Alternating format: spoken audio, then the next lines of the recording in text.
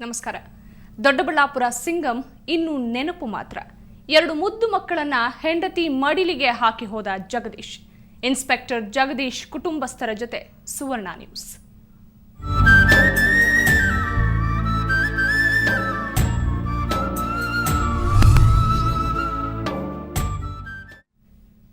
ಅವತ್ತು ದಿನಾಂಕ 16 ಶುಕ್ರವಾರ ಖಡಕ್ ಇನ್ಸ್ಪೆಕ್ಟರ್ ಒಬ್ರು ಕಳ್ಳರ ಕಾರ್ಯಾಚರಣೆಗೆ ಪ್ಲಾನ್ ಹಾಕಿದ್ರು. ಕಳ್ಳರನ್ನ ಹಿಡ್ದೆ ಮನೆಗೆ ಬರ್ತೀನಿ ಅಂತ ತಮ್ಮ ಮಡದಿಗೆ ಮಾತು ಕೊಟ್ಟಿದ್ರು. ಆದ್ರೆ ಅದೇ ಕೊನೆ ಮಾತು. ಹೀಗಾಗತ್ತೆ ಅಂತ ಇನ್ಸ್ಪೆಕ್ಟರ್ಗೂ ಗೊತ್ತಿರಲಿಲ್ಲ, ಪತ್ನಿಗೂ ಗೊತ್ತಿರಲಿಲ್ಲ. ಹೌದು, ಮೊನ್ನೆ ಕಳ್ಳರಿಂದ ಕೊಲೆಯಾದ ಜಗದೀಶ್ ಪತ್ನಿಯ ದುಃಖದ ನುಡಿಗಳು. ಸುವರ್ಣ ನ್ಯೂಸ್ ಜೊತೆ ತಮ್ಮ ನೋವನ್ನ ಹಂಚಿಕೊಂಡಿದ್ದಾರೆ.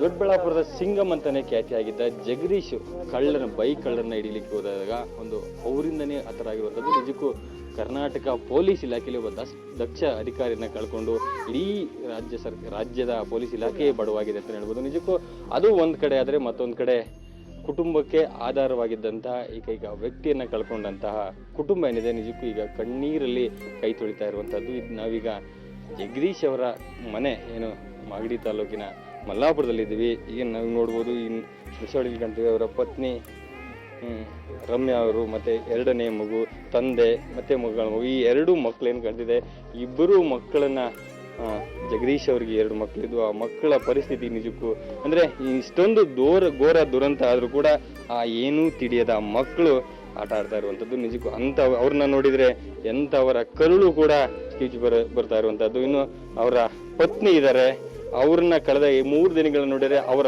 ದುಃಖ ಅಂದ್ರೆ ಎಲ್ಲೋ ಒಂದ್ ಕಡೆ ಕಣ್ಣೀರು ಹಾಕದೆ ಆ ಒಂದು ದೃಢ ಮನಸ್ಸಿನಿಂದ ಆ ನೋವನ್ನ ಒಳಗೊಳಗೆ ತಿಂತಾ ಇರುವಂತಹದ್ದು. ಇಡೀ ಕುಟುಂಬ ಒಂಟಿಯಾಗಿ ಕಳಿಬೇಕು, 2 ಚಿಕ್ಕ ಮಕ್ಕಳನ್ನ ಹೇಗೆ ಮುಂದೆ ಜೀವನ ಸಾಗಿಸುವುದು ಅನ್ನುವಂತಹ ದೊಡ್ಡ ಸಮಸ್ಯೆ, ದೊಡ್ಡ ಚಿಂತೆ ಅವರ ಮನಸ್ಸಲ್ಲಿರುವಂತಹದ್ದು. ಮತ್ತೊಂದ್ ಕಡೆ ಜೀವಕ್ಕೆ ಜೀವ ಆಗಿದಂತ ಗಂಡನ್ನ ಕಳ್ಕೊಂಡಂತ ರಮ್ಯಾ ಅವರ ಪರಿಸ್ಥಿತಿ ನಿಜಕ್ಕೂ ನಮಗೆ ಈಗ ವಿಶ್ಲೇಷಣೆ ಮಾಡ್ಲಿಕ್ಕೆ ಸಾಧ್ಯವಾಗದಂತ ಪರಿಸ್ಥಿತಿ. ನಾವು ಅವ್ರನ್ನ ಮಾತಾಡ್ಸೋಣ. ರಮ್ಯಾ ಅವರೇ, ಅವತ್ತೇನು ಕಳ್ಳರನ್ನ ಹಿಡಿಲಿಕ್ಕೆ ಅಂತ ಹೋದ್ರ, ಅವಾಗ ಏನಾದ್ರು ಇಂಥ ಕೆಲ್ಸಕ್ಕೆ ಹೋಗ್ತಾ ಇದೀವಿ ಅಂತ ಏನಾದ್ರು ಹೇಳೋಗಿದ್ರ?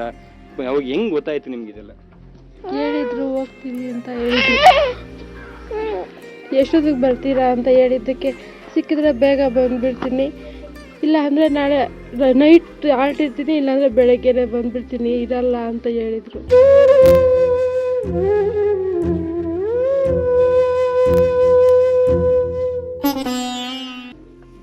ಏನೇ ಆದರೂ ಹಿಡಿಬೇಕು, ಹಿಡ್ಕೊಂಡು ಬರ್ತೀನಿ ಅಂತ ಹೇಳಿದ್ರು ಅಷ್ಟೇ.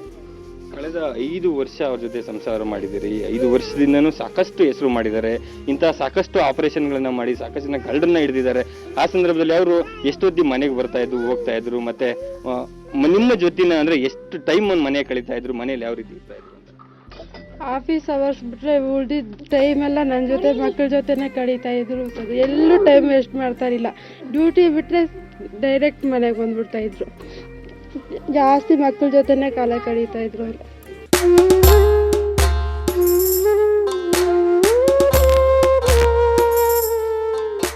ಹಾಗಾದ್ರೆ ವಿಧಿಯಾಟ ಅವರು ನಿಮ್ ಜೊತೆಗೆ ಇಲ್ಲ, ಮುಂದಿನ ಜೀವನದ ಹೇಗೆ ಏನ್ ಯೋಚನೆ ಮಾಡಿದಿರಿ, ಹೆಂಗೆ? ಎಲ್ಲರೂ ಇದ್ದಾರೆ ಸರ್, ನನಗೆ ಅತ್ತೆ ಮಾವ ಅಪ್ಪ ಅಮ್ಮ ಎಲ್ಲರೂ ಇದ್ದಾರೆ. ಅವ್ರನ್ನೆಲ್ಲ ನಂಬಿ ಅವರು ನನ್ನ ಬಿಟ್ಟೋಗಿದ್ದಾರೆ. ಎಲ್ಲರೂ ಇದ್ದಾರೆ ಅಂತ ಬಿಟ್ಟೋಗಿದ್ದಾರೆ. ಎಲ್ಲರೂ ನೋಡ್ಕೋತಾರೆ ನನ್ನ. ಏನು ಕೇಳ್ಕೊಳ್ಳಿ ಸರ್, ಏನು ಕೇಳ್ಕೊಂಡ್ರು ನನ್ನ ಗಂಡ ಬರಲ್ವಲ್ಲ.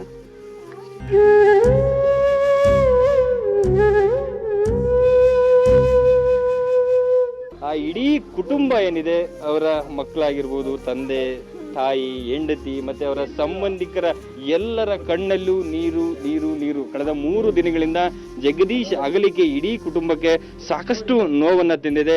ಆ ನೋವು ಆದಷ್ಟು ಬೇಗ ಅಂದ್ರೆ ನೋವು ದೂರ ಆಗುವಂತಹ ಶಕ್ತಿಯನ್ನ ಆ ದೇವರು ಕೊಡ್ಲಿ ಅನ್ನುವಂಥದ್ದು ಎಲ್ಲರ ಆಶಯ. ಅದೇ ಜೊತೆಗೆ ರಾಜ್ಯ ಸರ್ಕಾರ ಕೂಡ ಈ ಕುಟುಂಬದ ಕೈ ಹಿಡಿಲಿ, ಕುಟುಂಬಕ್ಕೆ ಏನೆಲ್ಲ ಸವಲತ್ತುಗಳನ್ನ ಕೊಡಬೇಕು ಆ ಎಲ್ಲ ಸವಲತ್ತುಗಳನ್ನ ಕೊಡ್ಲಿ ಅನ್ನುವಂಥದ್ದು ಎಲ್ಲರ ಒಂದು ಆಶಯ.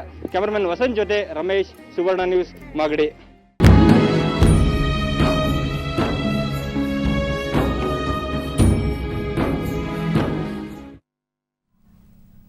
ಇದು ಪತ್ನಿ ರಮ್ಯಾ ಅವರ ಮಾತುಗಳಾದರೆ ಮಗನನ್ನ ಕಳ್ಕೊಂಡ ತಾಯಿ ಕಮಲಮ್ಮ ಮಾತೇ ಆಡ್ತಿಲ್ಲ.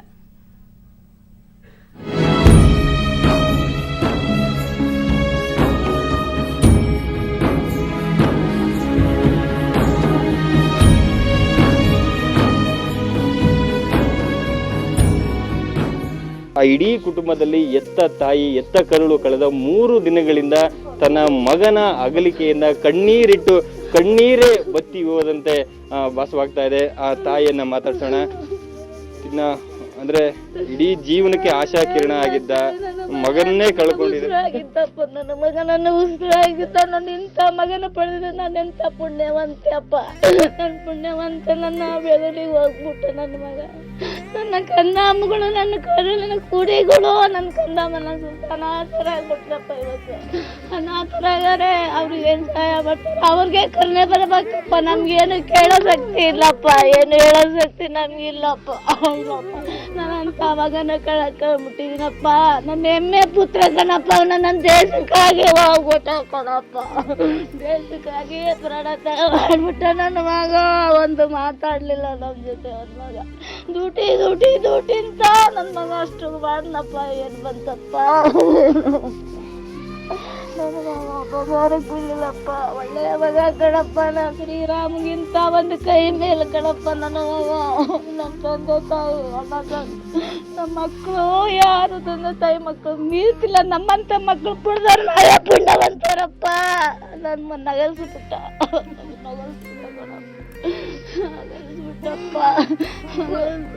ಅಂತ ಮಗನನ್ನ ಪಡಿಲಿಕ್ಕೆ ಅದು ಯಾವ ಜನ್ಮದ ಪುಣ್ಯನೋ ಯಾವ ಜನ್ಮದ ತಪಸ್ಸಿನ ಫಲನೋ ಅಂತ ಒಳ್ಳೆ ಮಗನನ್ನ ಪಡೆದಿದ್ವಿ. ಅಂತ ಮಗನನ್ನ ಕಳ್ಕೊಂಡ ಈ ಸಂದರ್ಭದಲ್ಲಿ ನಾನು ಏನ್ ಮಾತಾಡ್ಬೇಕು ಅಂತ ಗೊತ್ತಾಗ್ತಾ ಇಲ್ಲ.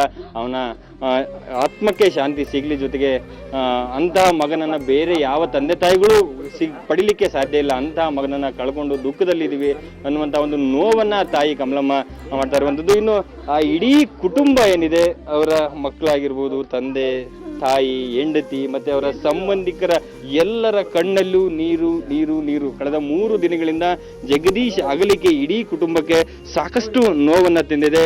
ಆ ನೋವು ಆದಷ್ಟು ಬೇಗ ಅಂದ್ರೆ ನೋವು ದೂರ ಆಗುವಂತ ಶಕ್ತಿಯನ್ನ ಆ ದೇವರು ಕೊಡ್ಲಿ ಅನ್ನುವಂಥದ್ದು ಎಲ್ಲರ ಆಶಯ. ಅದೇ ಜೊತೆಗೆ ರಾಜ್ಯ ಸರ್ಕಾರ ಕೂಡ ಈ ಕುಟುಂಬದ ಕೈ ಹಿಡಿಲಿ, ಕುಟುಂಬಕ್ಕೆ ಏನೆಲ್ಲ ಸವಲತ್ತುಗಳನ್ನ ಕೊಡಬೇಕು ಆ ಎಲ್ಲ ಸವಲತ್ತುಗಳನ್ನ ಕೊಡ್ಲಿ ಅನ್ನುವಂಥದ್ದು ಎಲ್ಲರ ಒಂದು ಆಶಯ. ಕ್ಯಾಮರಾಮನ್ ವಸಂತ್ ಜೊತೆ ರಮೇಶ್, ಸುವರ್ಣ ನ್ಯೂಸ್, ಮಾಗಡಿ.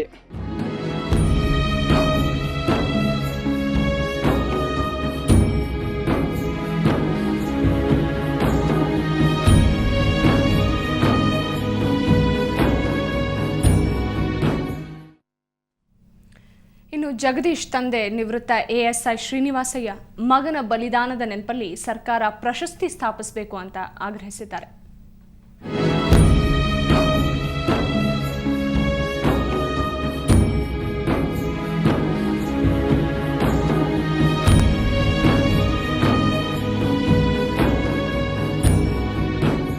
ತಂದೆ ಶ್ರೀನಿವಾಸ ಅವರಿದ್ದಾರೆ. ಅಂದ್ರೆ ನಿಮ್ಮ ಒಂದು ಧೈರ್ಯ ನೋಡಿದ್ರೆ, ನಿಮ್ಮ ಅಂದ್ರೆ ಇಲ್ಲೊಂದ್ ಕಡೆ ತುಂಬಾ ಹೆಮ್ಮೆಯ ಪುತ್ರ ಆಗಿದ್ದ ನಿಮ್ಗೆ ಅನ್ನುವಂಥದ್ದು. ಅಂದ್ರೆ ಸಾಕಷ್ಟು ನಿಮಗೂ ಮಗನ ಮೇಲೆ ಅಷ್ಟೇ ಆತ್ಮವಿಶ್ವಾಸ ಇತ್ತು, ಮಗನಿಗೂ ಅಷ್ಟೇ ಒಂದು ನಿಮ್ಮ ಮೇಲೆ ಪ್ರೀತಿ ಇತ್ತು ಅಂತ. ಒಡನಾಟ ಹೇಗಿತ್ತು ಅಂತ? ಅತ್ಯಂತ ನಾವು ಹತ್ತಿರದಲ್ಲಿ ದೊಡ್ಡವರು. ಎಲ್ಲ ಮಗನೇ ಅಂತ ಇಲ್ಲ, ಎಲ್ಲಾ ಮಕ್ಕಳನ್ನು ಅತ್ಯಂತ ಹತ್ತಿರದಲ್ಲಿ ನಾವು ಒಂದು ವಿಚಾರಗಳನ್ನ ವಿನಿಮಯ ಮಾಡ್ಕೊಂತ ಇದ್ದವರು. ಎಲ್ಲ ಕಷ್ಟ ಸುಖಗಳಲ್ಲಿ ಭಾಗಿಯಾಗಿದ್ದೆ. ನನ್ನಂಥ ಮಕ್ಕಳು, ನಾನು ನನ್ನ ಮಕ್ಕಳನ್ನ ಈ ಚಾನಲ್ ಮುಖಾಂತರ ಹೊಗಳೋದಕ್ಕೆ ನಾನು ಇಷ್ಟಪಡಲ್ಲ. ಹಾಗಾಗಿ ಅತ್ಯಂತ ಒಳ್ಳೆಯ ಮಕ್ಕಳು ನನ್ನ 5 ಜನ ಮಕ್ಕಳು. ನನ್ನ ಭಾಗ್ಯ ಅವರು. ನನ್ನ ಮಾದರಿನೇ ಅವನು ಇನ್ನೂ ಮೇಲಕ್ಕೆ ಹೋಗ್ಬೇಕು, ನನಗಿಂತ ಅತ್ಯುನ್ನತವಾಗಿ ಸಮಾಜ ಸೇವೆ ಮಾಡಬೇಕು ಅಂತ ಮನಸ್ಸು ನನಗಿತ್ತು. ಇಲಾಖೆ ಕರ್ತವ್ಯಗಳನ್ನು ಶ್ರೇಷ್ಠತೆಯಿಂದ ತುಂಬಾ ದಕ್ಷತೆಯಿಂದ ನಿರ್ವಹಿಸಬೇಕು. ಈ ಕಳ್ಳರ ಕಾತುರಗಳನ್ನು ಹಿಡಿಯೋದ್ರಲ್ಲಿ ಅವನ ಪ್ರಾಮಾಣಿಕತೆಯನ್ನು ತೋರಿಸ್ಬೇಕು ಅಂತ ಅವನಿಗೆ ಮನಸ್ಸಿತ್ತು. ಆ ಇನ್ಸ್ಪಿರೇಷನ್ ಅವನಲ್ಲಿ ನಾನು ಕ್ರಿಯೇಟ್ ಮಾಡಿದ್ದೆ. ಇದನ್ನ ಉತ್ತೇಜನ ಅವನಿಗೆ ಹುಟ್ಟುಹಾಕಿದ್ದೆ ಅವನ ಬಾಲ್ಯದಿಂದಲೇ. ಆ ದಿಕ್ಕಿನಲ್ಲಿ ಅವನು ಬೆಳೀತಾ ಇದ್ದ. ಅದೇ ರೀತಿ ಅವನ ಕರ್ತವ್ಯ ನಿರ್ವಹಿಸ್ತಾ ಇದ್ದ ಪೊಲೀಸ್ ಇಲಾಖೆಯಲ್ಲಿ. ನನ್ನ ಮಗನ ನೆನಪು ಕರ್ನಾಟಕ ರಾಜ್ಯದಲ್ಲಿ ಇರಬೇಕು. ಅವನಿಗೆ ಅತ್ಯುನ್ನತ ಪ್ರಶಸ್ತಿಯನ್ನು ಕೊಡಬೇಕು. ರಾಜ್ಯೋತ್ಸವ ಪ್ರಶಸ್ತಿ ಆಗಲಿ ಅಥವಾ ಗಣರಾಜ್ಯೋತ್ಸವದ ಪ್ರಶಸ್ತಿನಾದರೂ ಕೊಟ್ಟು ಮನಸ್ಸಿಗೆ ಸಮಾಧಾನ ಕೊಡಬೇಕು ಅಂತ ಸಿದ್ದರಾಮಯ್ಯನವರಿಗೆ ಮತ್ತು ಗೃಹ ಮಂತ್ರಿಯವರಿಗೆ ನನ್ನ ಕುಟುಂಬ ಈಗಾಗಲೇ ನನ್ನ ಪತ್ನಿ ಅತಿ ದುಃಖದಲ್ಲಿದ್ದಾರೆ. ಈ ಪ್ರಶಸ್ತಿ ಸಿಗೋದ್ರಿಂದ ಏನಾದರೂ ಅವ್ರ ಮನಸ್ಸಿಗೆ ಸಮಾಧಾನ ಆಗ್ಬೋದು ಅಂತ ನಾನು ಕೇಳ್ಕೊಳ್ತಾ ಇದ್ದೀನಿ ಸಿದ್ದರಾಮಯ್ಯನವರು ಮತ್ತು ಸಂಸ್ಕೃತಿ ಇಲಾಖೆಯ ಮಂತ್ರಿಗಳಾದಂಥ ಉಮಾಶ್ರೀ ದೇವಿಯವರು ಪ್ರಶಸ್ತಿಗೆ ನನ್ನ ಮಗನಿಗೆ ಶಿಫಾರಸು ಮಾಡಿ ಕೊಡಬೇಕು. ಅವರು ಶಿಫಾರಸು ಮಾಡೋದೇನು ಬೇಕಾಗಿಲ್ಲ, ಅವರೇ ನಿರ್ಧಾರ ಮಾಡ್ಬೋದು. ಮುಖ್ಯಮಂತ್ರಿಗಳು ನಿರ್ಧಾರ ಮಾಡಬೇಕು, ಕೊಡಬೇಕು ಅಂತ ನಾನು ಈ ನಿಮ್ಮ ಚಾನಲ್ ಮುಖಾಂತರ ಅವ್ರಿಗೆ ಮನವಿ ಮಾಡ್ತೀನಿ. ನನ್ನ ಮಗನ ಸಾವು ನಿಜಕ್ಕೂ ಅದು ವ್ಯರ್ಥ ಆಗಬಾರ್ದು, ಇಡೀ ಇಲಾಖೆಗೆ ಒಂದು ಮಾದರಿ ಆಗಬೇಕು. ಅವರ ಶೌರ್ಯಕ್ಕೆ ತಕ್ಕನಾದ ಒಂದು ಪ್ರಶಸ್ತಿಯನ್ನು ಕೊಟ್ಟು ನನ್ನ ಮಗನ ಒಂದು ಹೆಸರು ಕರ್ನಾಟಕ ಪೊಲೀಸ್ ಇಲಾಖೆ ಇರುವವರೆಗೂ ಅಜರಾಮರವಾಗಿರುವಂಥ ಒಂದು ಇರುವಂತೆ ಮಾಡಬೇಕು ರಾಜ್ಯ ಸರ್ಕಾರ ಅನ್ನುವಂಥ ಮನವಿಯನ್ನು ರಾಜ್ಯ ಸರ್ಕಾರಕ್ಕೆ ಮಾಡ್ತಾ ಇರುವಂಥದ್ದು. ರಾಜ್ಯ ಸರ್ಕಾರ ಆ ನಿಟ್ಟಿನಲ್ಲಿ ಯಾವ ರೀತಿಯ ಕ್ರಮವನ್ನು ಕೈಗೊಳ್ಳುತ್ತೆ ನೋಡಬೇಕು. ಕ್ಯಾಮರಾಮನ್ ವಸಂತ್ ಜೊತೆ ರಮೇಶ್, ಸುವರ್ಣ ನ್ಯೂಸ್, ಮಾಗಡಿ.